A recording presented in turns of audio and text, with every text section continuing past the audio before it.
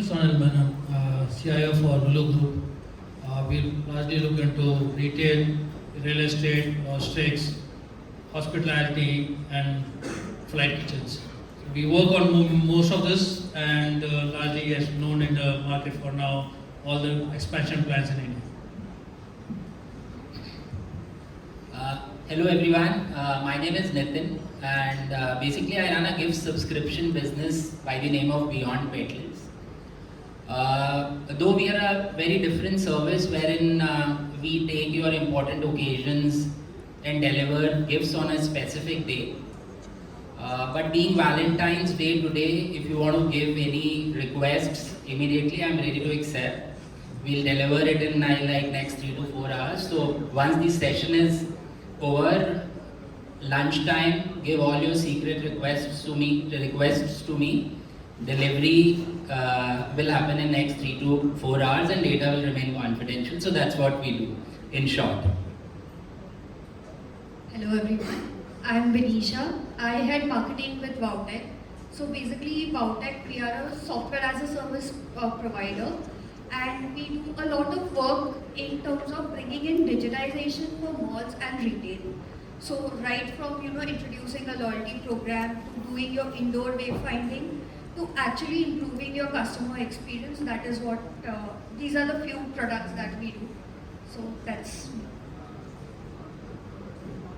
Hello guys. I'm sure there are a lot of retailers here, and if I told you that we provide a platform that can help you display your products better, increase the interaction between your customer and your product, and help you increase your sale, how do you like that? So InSync provides what we call smart shop fitting solutions, where our racks are smart. They're not static. They have integrated lighting, integrated digital signages, and everything that Zeno and Benisha's platform provides, we can enable them right there on the racks, where people spend 74% of their in-store time. So that's small little things that we do. Thank you so much everyone for your introductions.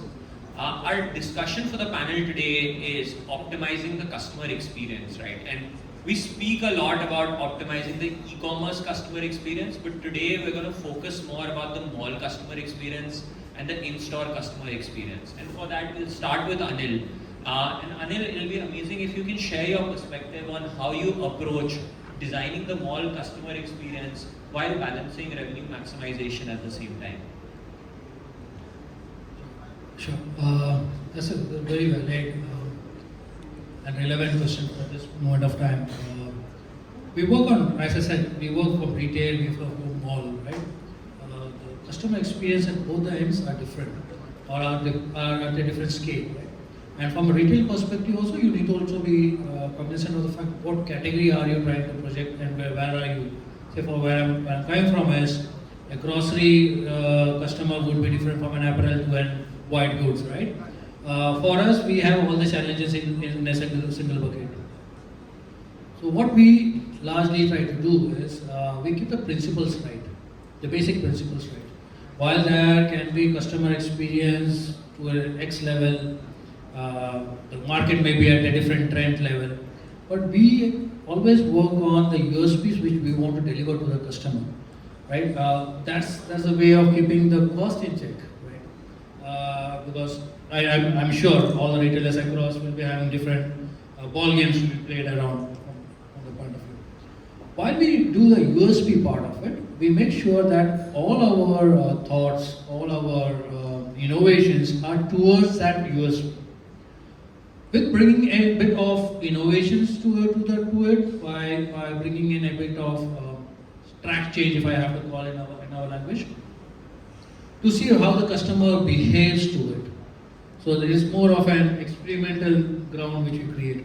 And thanks to the clouds and technologies which have been more of plug and play now, it's easier to plug in and plug out for all the experiments which you're trying to do. So from a grocery point of view, we may try to make sure till now, right? Till now, people may talk about a lot of things, but till now, the core USP for every retailer is how fast your checkout is. How many less gimmicks are you playing there, and how much confidence are you giving to your customer at that point of time. From an apparel point of view, I would with Insync what they do, right? All the digital aspects, because that's, as I rightly said, 75% of the time which I have spent there, and that's where we bring in the content-driven marketing, if you have to say. Then we have the white goods. That's chaos, if I have to call it, because everyone is a tech-savvy person. You can't talk about anything which was like, sir, वो copper का wire है, that's not happening. People come, people have more information than you. So it is more how you drive your employees or the sales representative at the ground to give that extra value add. How do you do that? You pass on the latest of the informations which are there right now on the web to him. Plus, what specific are you trying to push out here, right? At the sales end. So if someone comes in, for example, if I am at the Connect, we call it Lulu Connect, right? If someone comes in and say, hi Anil, how are you? Last time you brought in this, how was your experience? That's the Connect which starts, right? That's my sales pitch. It's not, I'm going to sell this product, everyone knows about it, right? They know better than us.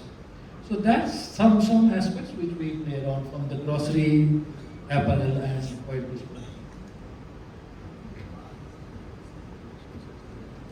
Thank you so much for those insights, Anil. Like you said, it's very important for everybody to focus on their USPs, right?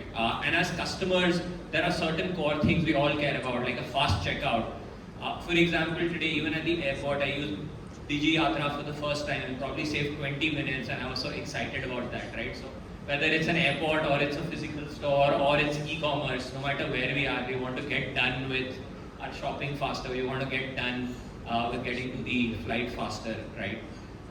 But on that note, Zifa, we'll get to you, right? At Insync Hardware, once a customer enters the particular store, you enable the store to create experiences where customers can better understand products and better engage with products to deliver a stronger customer experience. So it would be amazing if you can walk us through how you empower retailers to do that.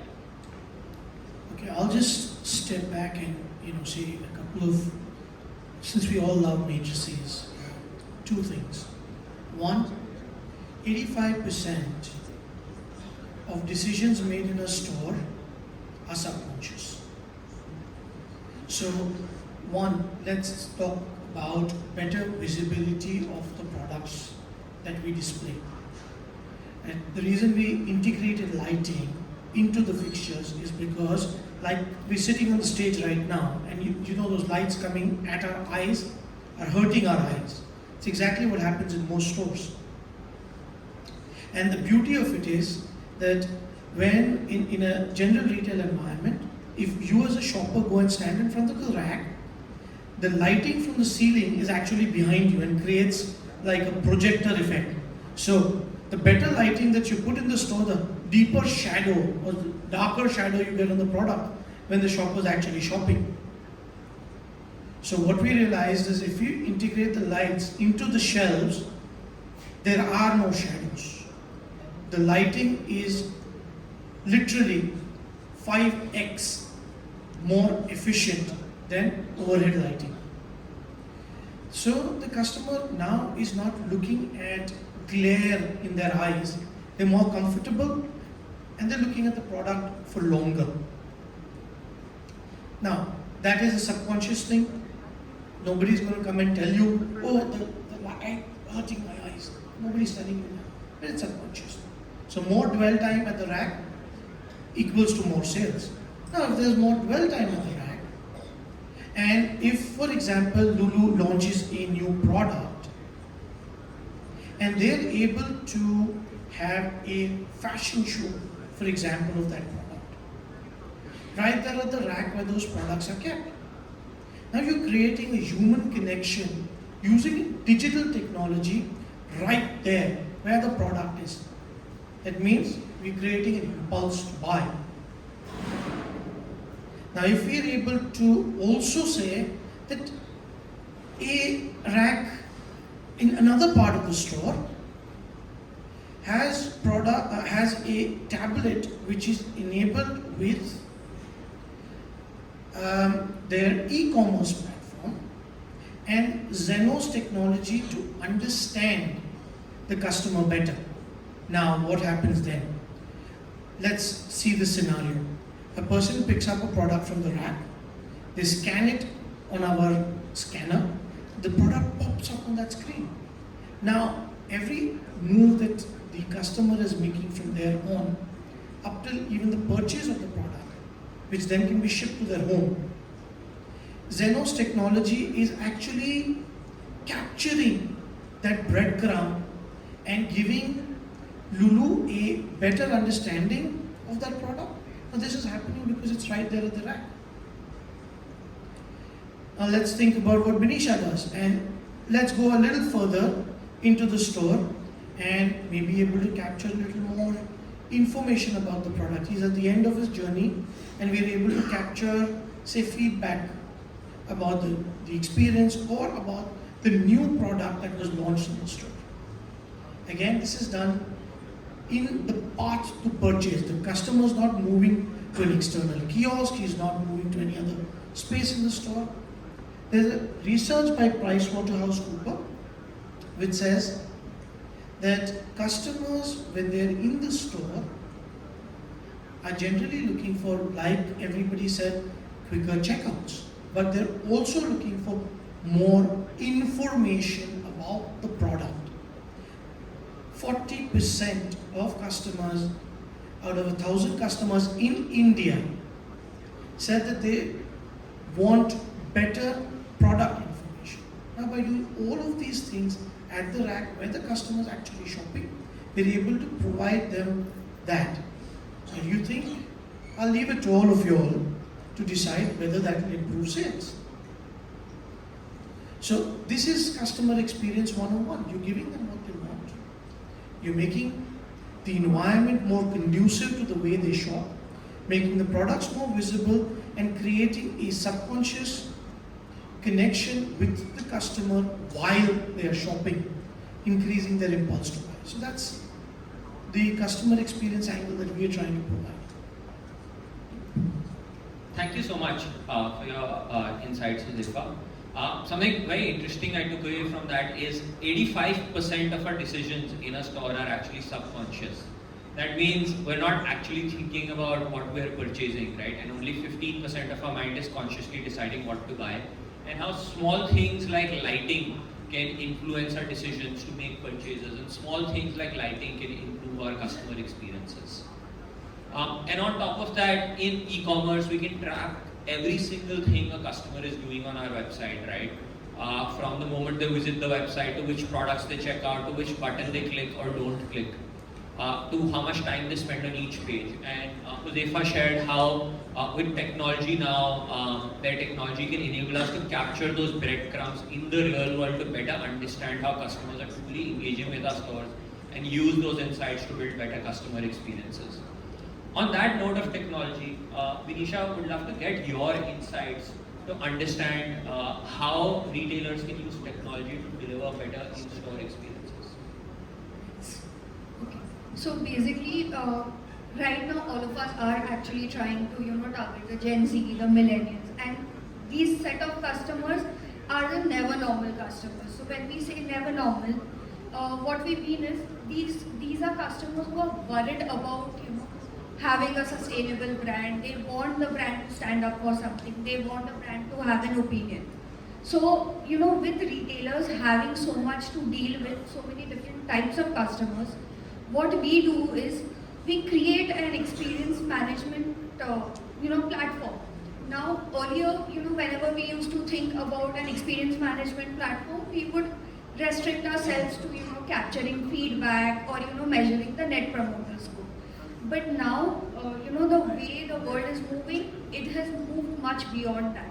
So at any point in time, what we try to do is you should be able to actually understand what is causing a either a increase in your net promoter score or decrease in your net promoter score.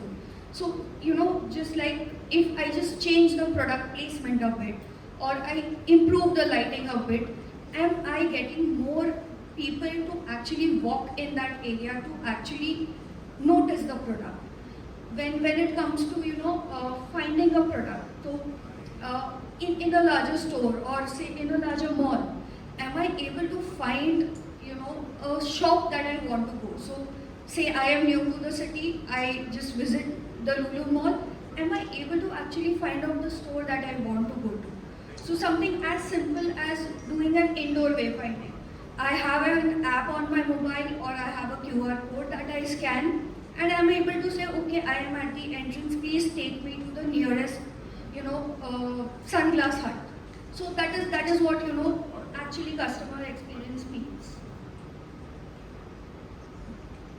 Thank you so much for those insights, Manisha. Yes, and I think part of customer experience is making a customer's job easier, and especially when we go to some of the largest malls in this country or you go to some really large malls in Dubai, you get lost inside those malls and you do need indoor wayfinding to figure out where the store you want to go to is, right? But of course, in these discussions, we start speaking a lot about technology, right? But at the end of the day, delivering a great customer experience is about delivering really strong customer insight. Nitin, would love to get your perspective, since you're so involved with gifting, to share how you use gifting and your insights from gifting can help retailers create more customer delight, especially for their most loyal customers. Right. So as I was talking earlier, our business is more humane than a technology-driven kind of a business. Because in our business, which I do, the gifting bit of it, basically we run engagement programs, as Pranav has rightly said. We run engagement programs for your loyal customers, your value customers, which may be bringing your top line business to your organization. So we basically run engagement programs for those people. Now, when you talk about, like we run programs for companies like Range Rover and top-end luxury cars. Just to give you a few examples. We run programs for premier banking clients.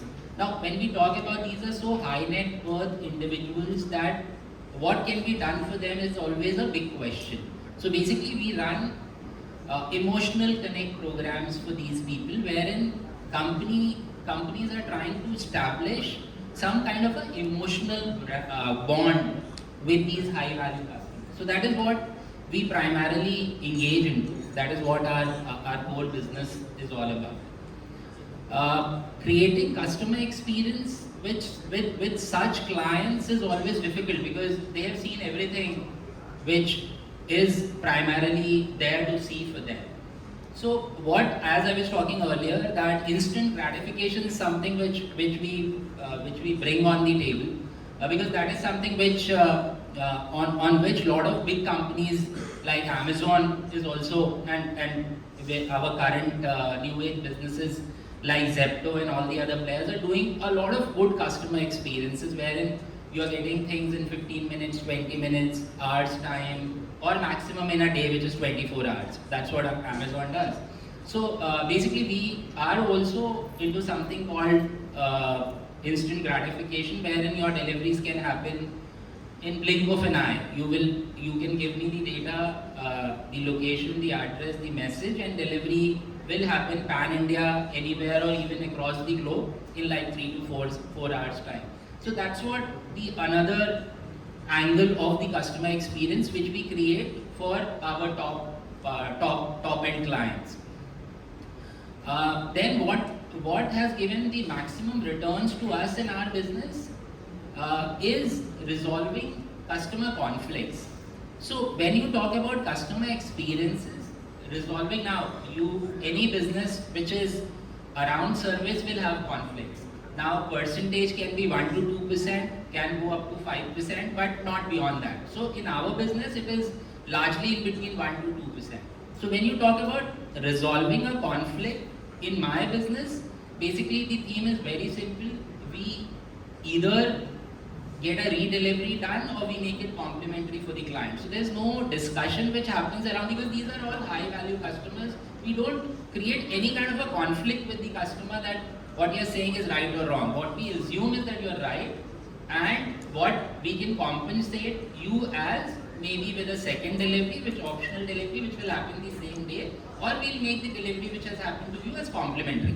Now that is 2% of my business, that is 2% of the revenue loss, but then these people become your loyal customers, these people, because this creates such a great customer experience for the client. So why I'm bringing this on the table, because if you are in such kind of a servicing business, this is a takeaway which you can take with you. I'm working with more than 100 clients currently, B2B I'm talking about. And wherein this has been extremely appreciated by everybody, wherein that's the one of the key tool why we are retaining so many clients for more than 10 years now. So that is what I would like to add and sum up as that my business runs primarily on emotions, wherein a lot of human touch and human element is involved, and when there is human touch and human element, there is a possibility of error. Now, how to resolve that possibility of error, that is what I have anyways explained. Now coming back to the original thing, the first thing which I said, in 15 minutes time I am available outside to take your request for Valentine's gift. So that's what from my side, I am giving it back to the brother. Thank you so much. I think I'm going to take your help for a Valentine's Day gift. But I think customer delight, of course, is done the best by the luxury industry, where we have the highest paying customers, right? And for an average retailer, a typical customer would just make one transaction, spend 2, 3, 4,000 rupees with us. But then we have our top 1 or 2% customers that could be spending 50,000 rupees, 1 lakh rupees a year from us. And we could use Nitin's insights to deliver a stronger customer experience for those customers. Now, as I spoke about, we keep talking about technology, so we're going to quickly come back to technology again. Anil, you've been at the forefront of deploying technology, whether it's loyalty programs, creating the Lulu Connect program that you just spoke about. So what would be your biggest pain point that you're looking to solve in the next 3 years from a technology standpoint to deliver a better customer experience? Just a small correction there. 3 years is too far. You never know what's going to happen next day. So, today, if you look at it, most of the retailers or mall owners, what they try to do is what runs for next couple of months. It can't be like old times we spoke about, okay, give me a 5-year strategy plan, 3-year strategy plan, 18 months, max to max, 24 months if I have to do that. So, and see, the whole loyalty is now very feeble, if I have to call it. There's something called as loyalty percent. It's more how much can you connect to the particular individual or the particular shopper or the particular customer. That drives business. And with, rightly said, emotions being a part and AI being on the other side of the coin, it's a challenging phase, right? It's a very thin line. Where do you want to cross and be there? Because as AI builds in, your personalization builds in. When personalization builds in, you may cross some boundaries. So as retailers, as owners of malls and others, we make sure that we draw our lines. Where do we keep personalization? So there was some time a word called hyper personalization and so on and so forth. Not getting there, what we try to do is whatever we have right now with us, we try to make most out of it using AI as a technology, running some core business logics onto that, and also with WoW and others with us, we also try to understand how the mall is doing in terms of the stage pattern and everything, and we also give this. That's a whole collaboration which has been created because of this 2 years of pandemic, where there's no more competition per se. It's more about you leave, I leave, and we leave together, right? So that aspect is highly pushed across the organization in terms of from a mall owner to the retailer, retailer to the supplier, supplier to the delivery partners, so on and so forth. So this aspect is something which we will want to drive for some more time, and to top it all, to just sum up the whole what I spoke about, I think AI is something which is driving a lot of data crunching which is happening and data classification which is happening at the same time. I know AI is definitely playing a big role in everything every company in the world is doing, right? In fact, with the release of ChatGPT and its integration with Bing, even Google, which is a $2 trillion company, is worried about disruption to their core business. So, like you spoke about, 3 years is a long time. In a few months, the advent of AI and how every person sitting here should be thinking about AI has completely changed since the launch of ChatGPT, right? So I'd like to hand it over to the panel, and if anybody would like to share their insights on how retailers can use artificial intelligence and new learnings from how language learning models can now be used by retailers to deliver stronger customer experiences.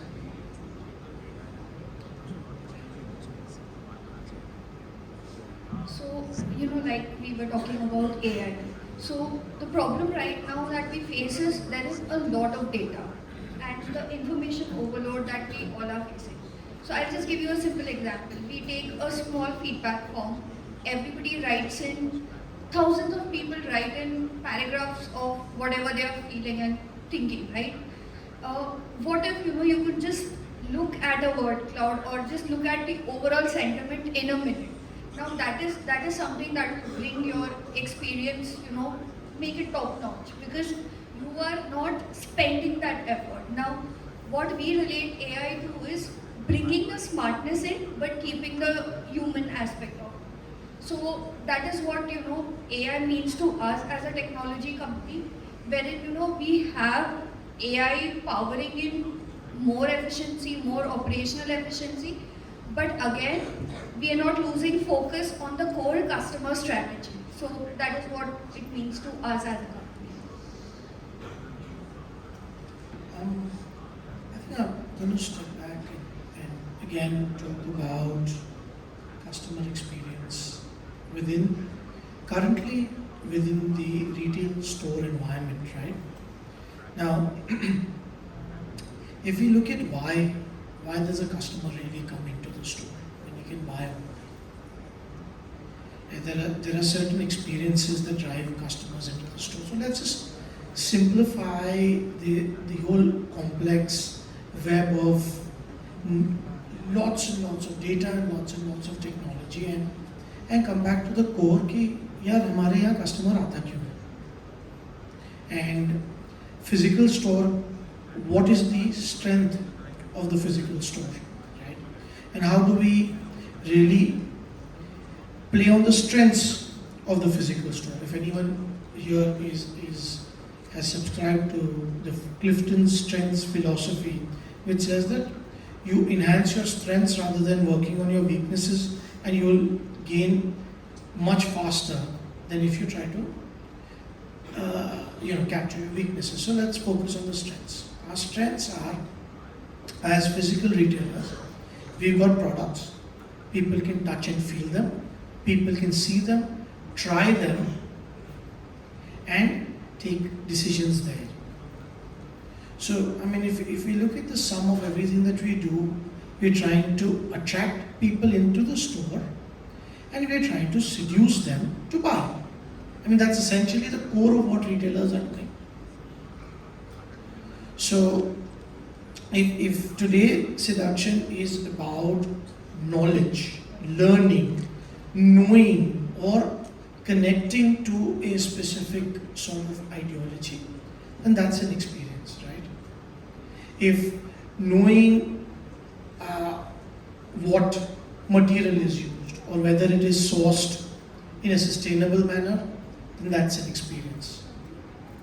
If connecting to a designer, so if, for example, you're buying something from a Manish Malhotra, and if you can actually hear a Manish Malhotra talk about his design that is there, that's an experience. If we can help people buy faster. Like in a supermarket, like Anilji said very poignantly, that in a supermarket, it's all about efficiency. How easy we can make it to find a product or find a department, to how easy we can make it to just check out. I think that's an experience. And all the technology that all of us are trying to put together works towards only that one mean. How do you increase sales throughput? How do you reduce operational cost? And how do you manage inventory or increase the turnaround of the inventory in the store? How do you make the store more efficient? And while doing all of this, how are you increasing your customer experience? Thank you so much for your insights, Sudhirka. I think at the core of customer experience, right, is customer understanding. With everything that we do at Zeno, whenever I speak to a CEO, they're like, everything that you do is great, we're getting a lot of value. But tell me, how can I better understand my customer, right? And no matter how much you understand your customer, it is never enough. And every business is unique. So the way AI is changing, one of the things it enables is, instead of seeing a standardized bunch of reports and asking the same standardized bunch of questions which we keep asking from data, AI will enable us to ask questions that are specific to our business and get answers that we were never able to get before. And that's going to mean we'll be able to understand our customers better than ever before, and we'll be able to use that information across our entire business, including building a better customer experience, right? So before we hand it over to the audience, one final question, right? Again, I'd like to hand it over to everybody.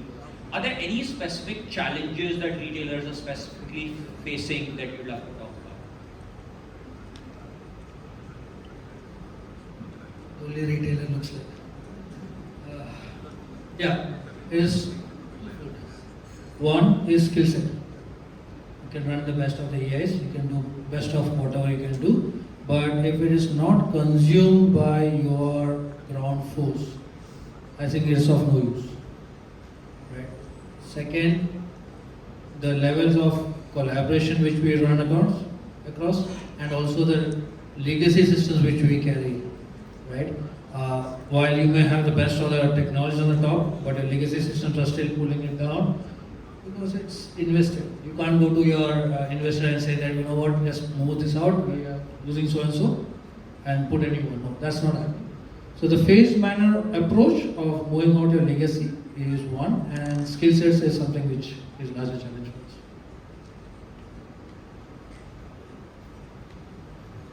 for us. No, thank you so much for sharing that, Anil.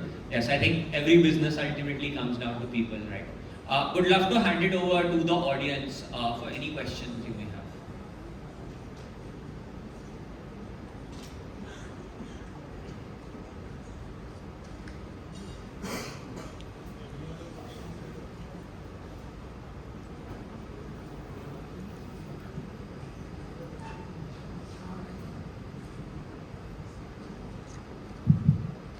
Hello, my name is Atharva, and my question to the panel is: how can retailers ensure that their customer experience is consistent across all the channels and the touchpoints?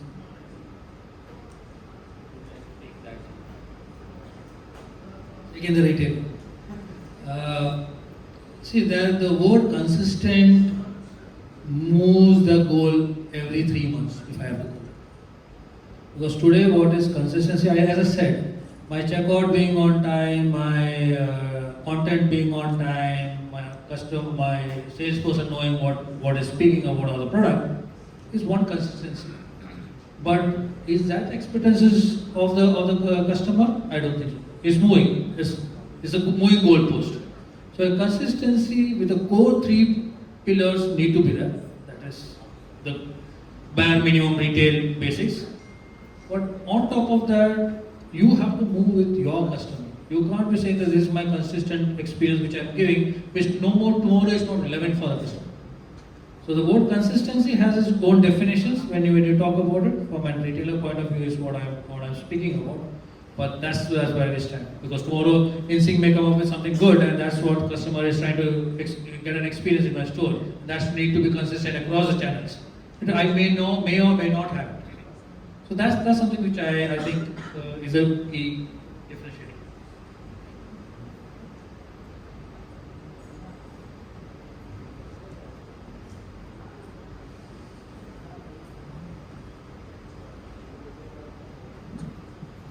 Hello. Yeah, Ashish here again. Indians are known to be more value loyal than brand loyal. So how does the brands run their loyalty programs, and if you could, specify which loyalty programs in retail industry have run successfully, what has worked, and what should be key ingredients of a loyalty program to retain experience, good experience to the customer? Now, sir, actually a very well asked question. We run a couple of, I would not say loyalty programs, we run a lot of engagement programs, I would say. I would put it in that way. For a lot of companies, even for large pharma companies like Cipla, Glenmark, Alkem. I talked about automobiles, we work with premier banking clients. Now, as I said, at top of the value chain, basically it is about engaging them. When I design a program, it is basically about engaging them 4 or 5 times in a year, wherein you are reaching out to them physically. If you are sending them just a WhatsApp message or just an emailer, I'm talking about top of the line customers. I'm not denying that is not important. Even for your regular customers, a discount voucher at a store, H&M store or a Shopper store is also prevalent and important. I also take mileage of that whenever in my birthday months and all these occasions. But I'm talking about a value customer, which is top of the line customer. So there it is about creating an engagement program where we are touch basing these people 4 or 5 times in a year, depending on generic occasions. When I say generic, it is like Diwali, New Year's and all these occasions. Specific occasions, which is collecting data. We have talked about technology which help us collecting data. Now utilization of that data, wherein we are reaching out to them on their anniversaries and birthdays with a certain tangible physical gift, which is going just with best compliments. It has nothing, expecting nothing in return from them. It is like creating a customer for lifetime. When I was doing a campaign for Toyota, they were talking about create a campaign which can retain the customer for the lifetime. Today he's buying one car, tomorrow he should buy second, third of the same brand. So basically here I'm not expecting anything from him in return immediately. It is about creating a long-term goal, with setting a long-term goal or long-term agenda with the client. Now then, if my data points are also helping us to collect hobbies and interests, so somebody likes reading specific, I have specific reading interest also, or somebody likes going to spa or holidaying or movies or watching cricket. These things can also be aligned from these engagement programs which we run. But these, as I said, these are primarily for top 10% or 5% of your customer base. Then regular is the discounting program which you run in bulk for your large group of customers, where you are offering discounts, giving free vouchers and all. Sending emailers and messaging is what you commonly do with everybody. And on birthdays and anniversaries, that has still not started by all the clients. So even a WhatsApp message or an emailer doesn't come from a lot of companies to you, wishing you on your birthday or anniversary. So all these things needs to be done in case we have to ring fence our customers by creating an emotional bond, just besides giving them freebies in form of discounts, 5%, 10% or something. Ashish, if I just can add to that, very well relevantly said. More loyalty is going out, so let's not. It's more to personalization, right? It's just an instrument to get connected with your customer. The instrument has one, which is points again. We've been, as you rightly said, Indians, we need to know that points. It's also more about value adds which is coming up. There's no more just points or just saying, you know what. It's knowing the customer. So as Ashish walks in, so I used to work with Star Wars. So when you walk in and I know, hey Ashish, how are you? Your coffee was so and so and so. That sense of understanding, that's the connect which I am trying to form a loyalty program, right?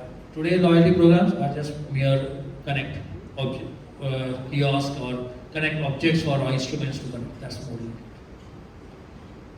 I think plus one to what Anil said. I was going to say loyalty programs today are just a data collection mechanism. It's super simplified, right? You give people loyalty points so that they give you your phone number and their email ID so that you can start tracking their behavior and you can use that information to start tracking their customer behavior and then deliver more relevant communication to them, then build better customer experiences for them. So the loyalty program in itself is just a starting point and probably just the first 10% of what it means to deliver a great customer experience. All right, thank you so much, all the panelists, for the lovely discussion. Give them a big round of applause. Dr. Divedi, may I please invite you on stage?